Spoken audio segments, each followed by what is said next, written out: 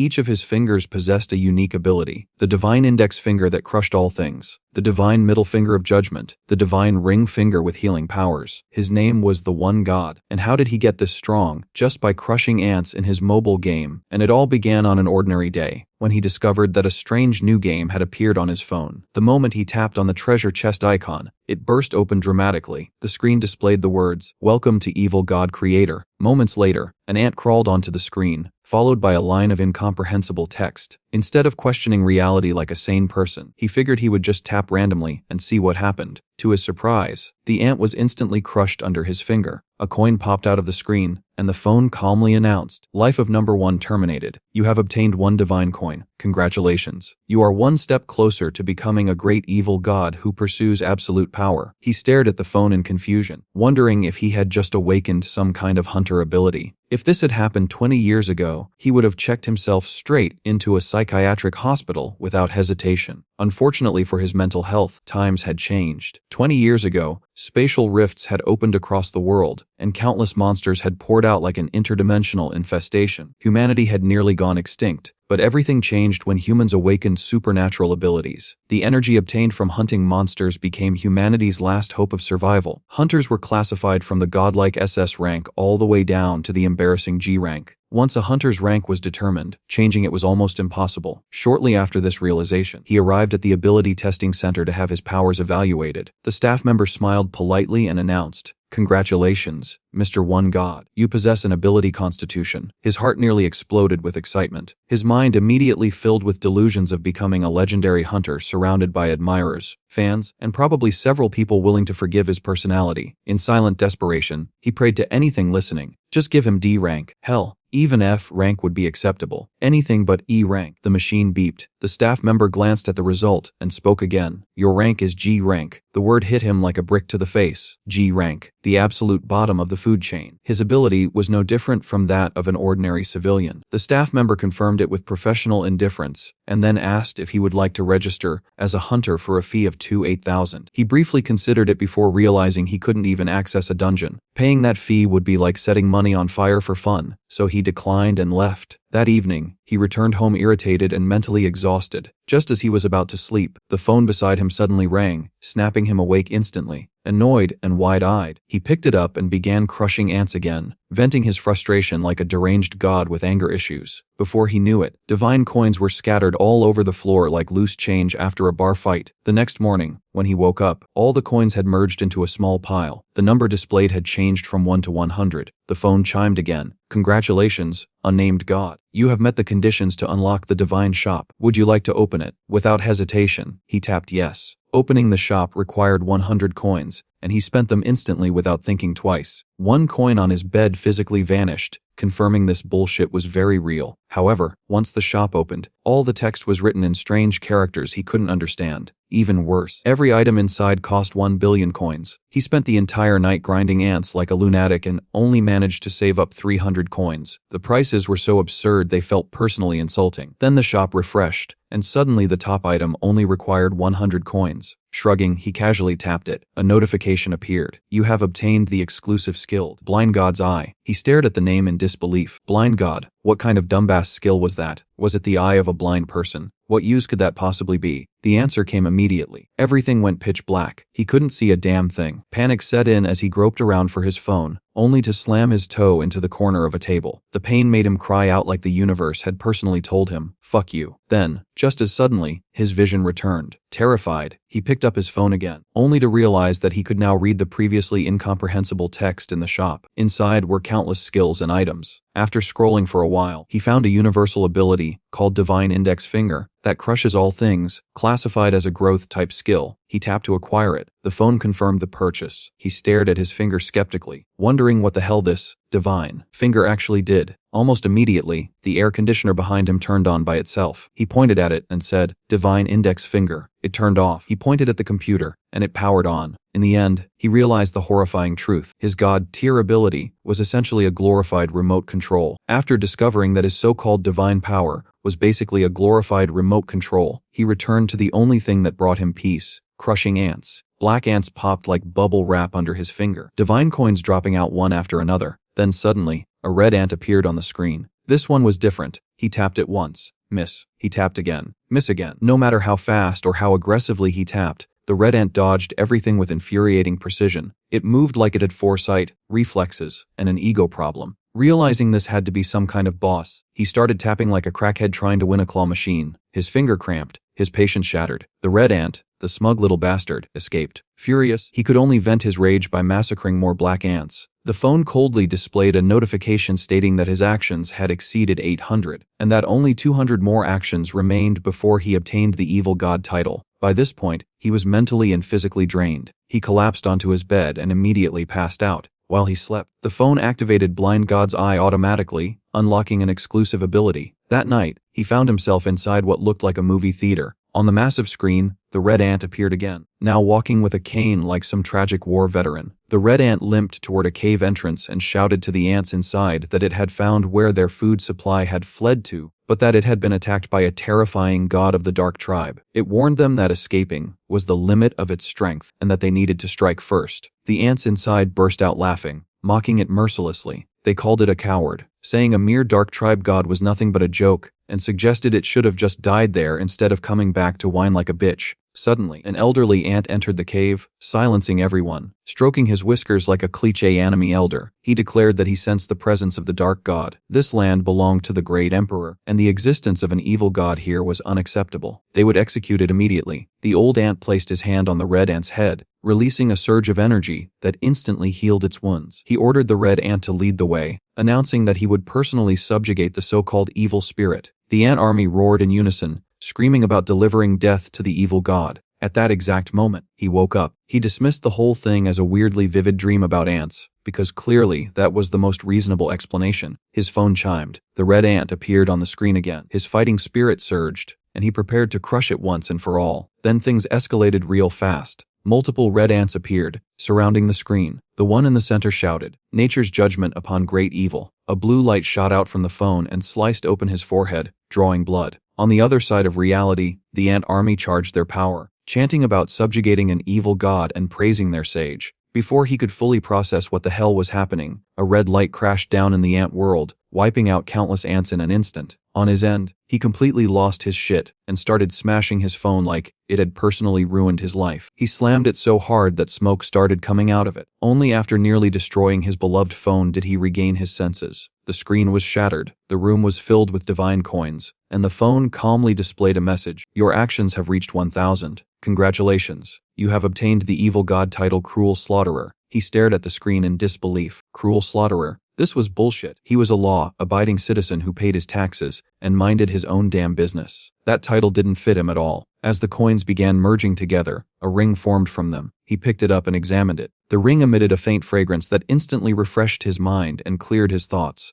Curious, he slipped it onto his pinky finger. The moment he did, energy surged through his entire body. All fatigue vanished as if he had just been reborn. The phone chimed again and activated Blind God's Eye to appraise the ring. Druid's Ring. Contains the life force of the forest. Enhances rapid growth abilities. With a ring like this and an appraisal skill that could see through bullshit, he began to wonder if his hunter rank had increased. There was no way someone with gear like this was still G rank. Fueled by blind confidence, he decided to return to the testing center. When he arrived, the staff member looked at him skeptically and reminded him that the error rate of the test was less than 1%. Retesting would cost 580,000. Hearing that number instantly crushed his soul. Reality slapped him back into place, and he apologized, saying he would come back another time. Clearly, the ring had gone to his head. As he sat down on a nearby sofa, Blind God's Eye activated automatically and began appraising people around him without consent. A 30-year-old man with hemorrhoids, a 41-year-old man with kidney deficiency. Then his attention was drawn to a young woman in the distance. Unlike everyone else, her appraisal displayed a name and a strange condition tingling. Confused and curious like an absolute dumbass, he walked toward her. Reaching out, he awkwardly asked if she was experiencing a tingling sensation. The woman stared at him like she was deciding whether to kill him on the spot. Lightning gathered in her hand. She was clearly seconds away from turning him into charcoal. Just as things were about to go catastrophically wrong,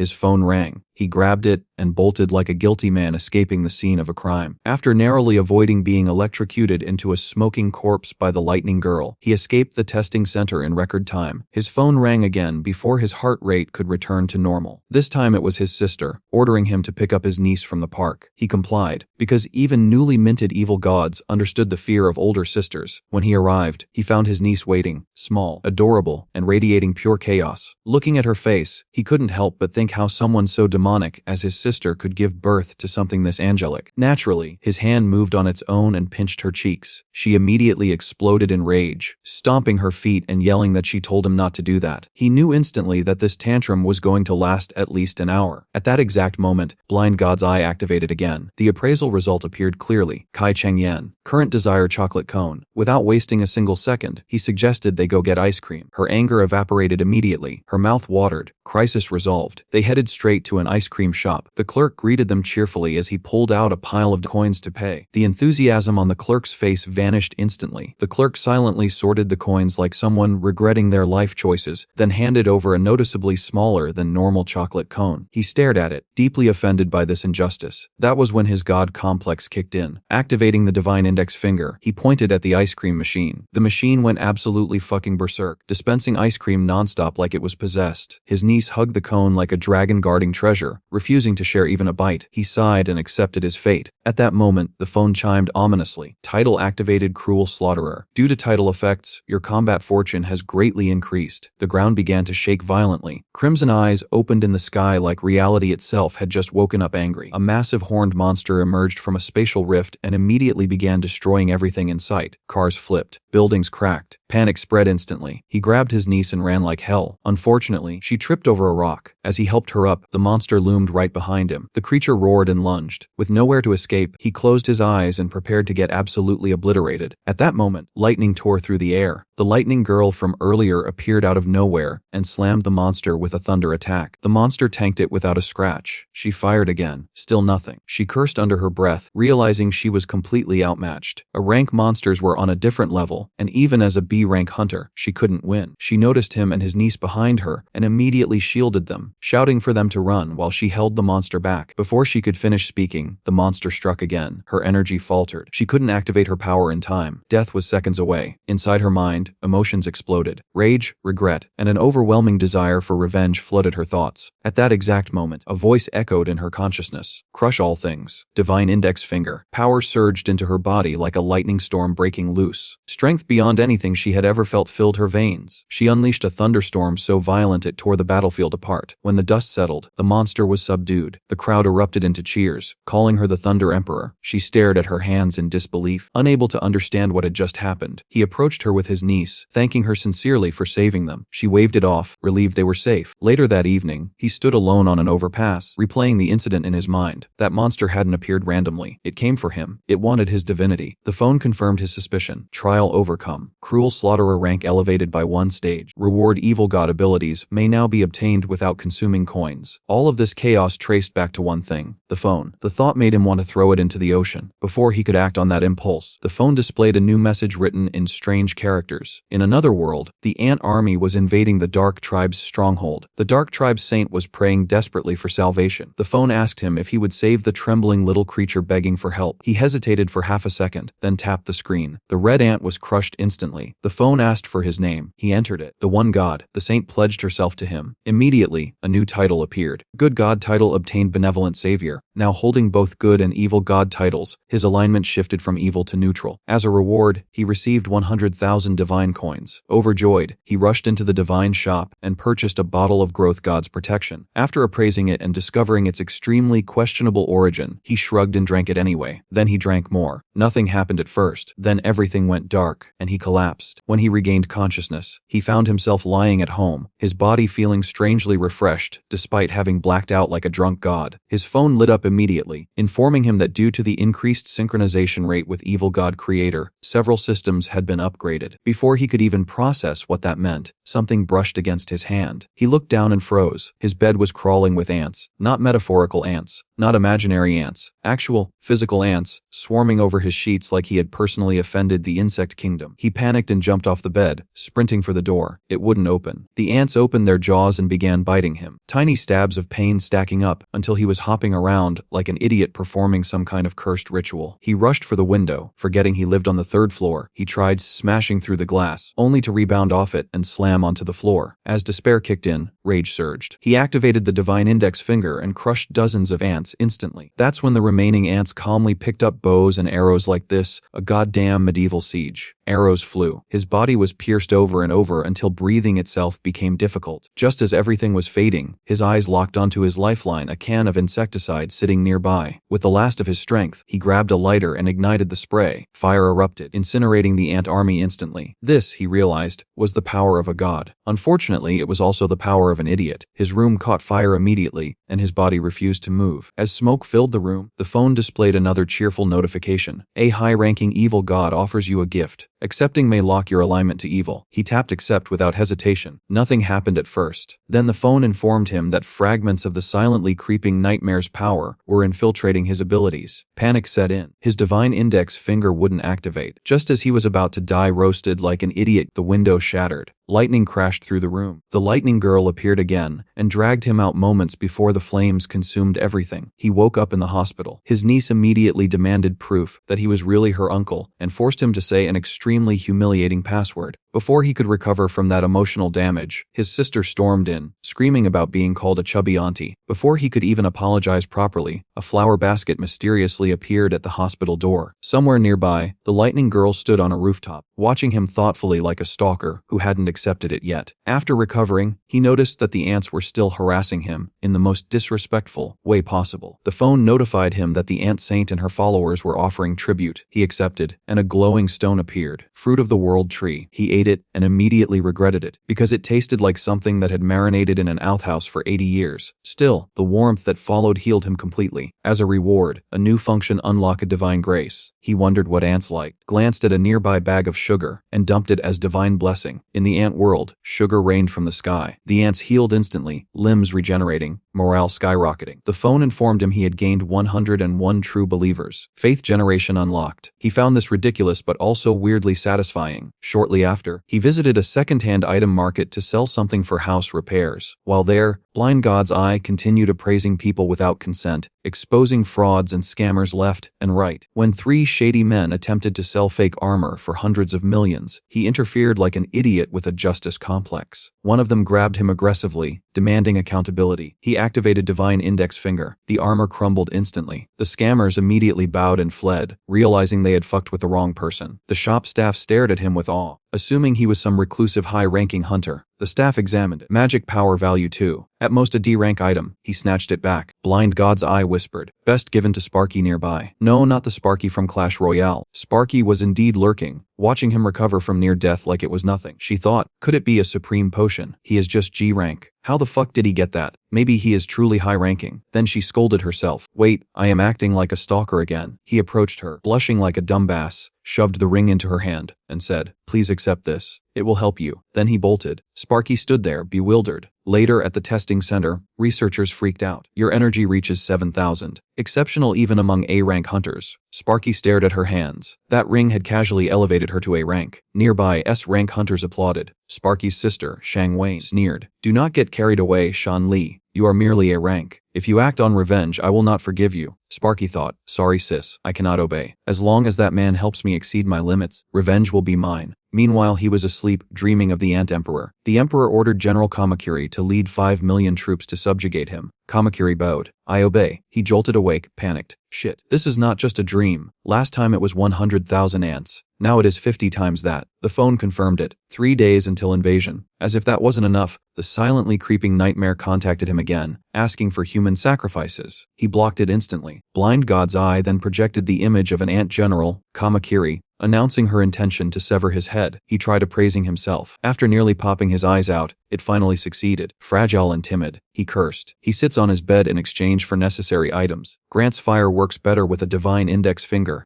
In reality, it produces flames weaker than a lighter. He is deceived again.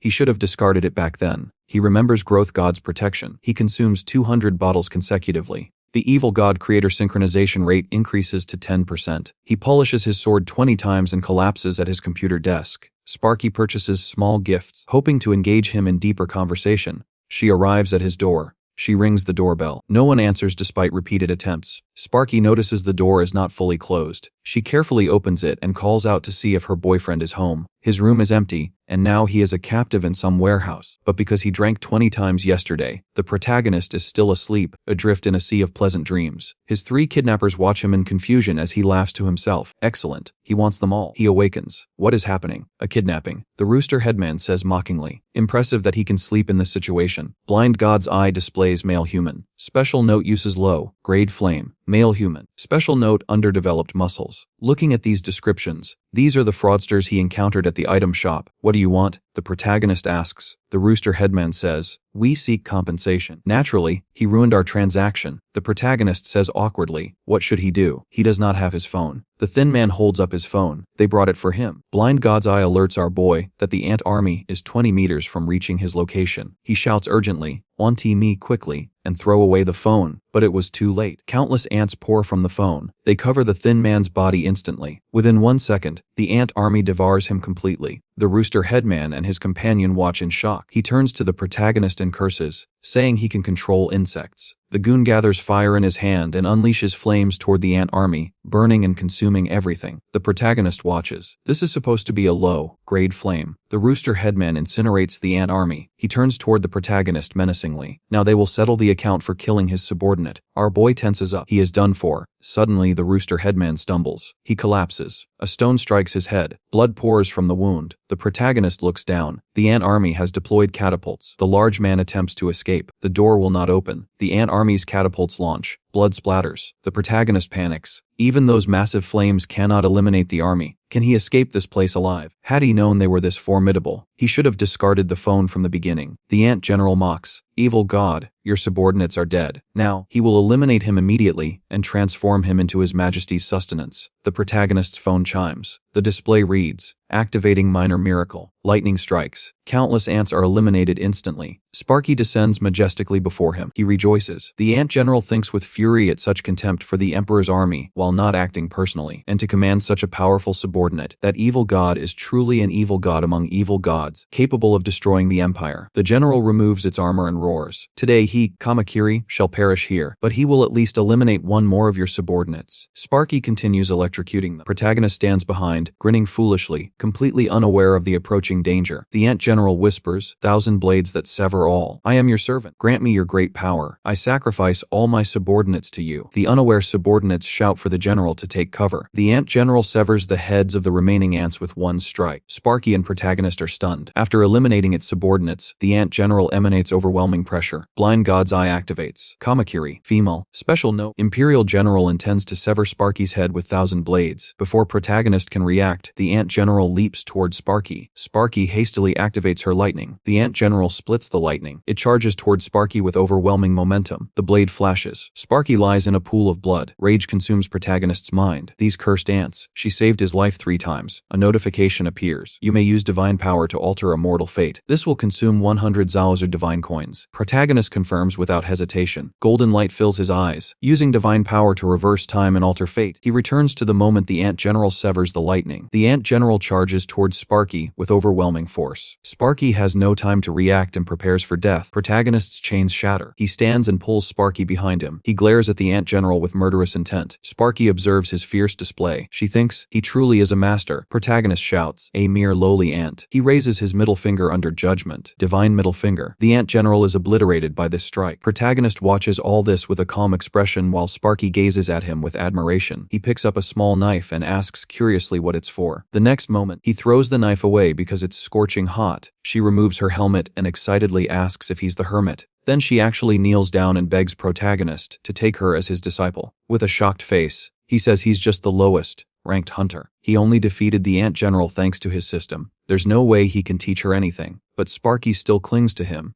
Even when he's watching wholesome content, Sparky watches along with him. Protagonist asks her speechlessly how long she plans to stay at his place. Sparky says she'll leave when he accepts her as his disciple. Protagonist tells her helplessly that he's just a G rank hunter. Sparky says that just the ring he gave her made her much stronger. Since he gave her something so precious, she wants a chance to make amends. Afterwards, Sparky carries bags of cement and starts repairing his house. Before long, his previously dilapidated room becomes exquisitely renovated by Sparky. Then, protagonist plans to find something to eat with Sparky, but just then, an emergency call comes in. Sparky says there won't be time for a meal. She puts on her helmet and prepares to leave. Protagonist takes out a bottle of Growth God's protection for her to bring along. After thanking him, Sparky flies off into the distance. Moments later, he arrives at a restaurant to eat. The restaurant is playing news. The host announces that the S-rank monster Tra has appeared. Fortunately, a hunter arrived at the scene in time, but buying the citizens time to escape is already her limit. The hunter currently facing Drake alone is B-rank hunter Thunder Empress.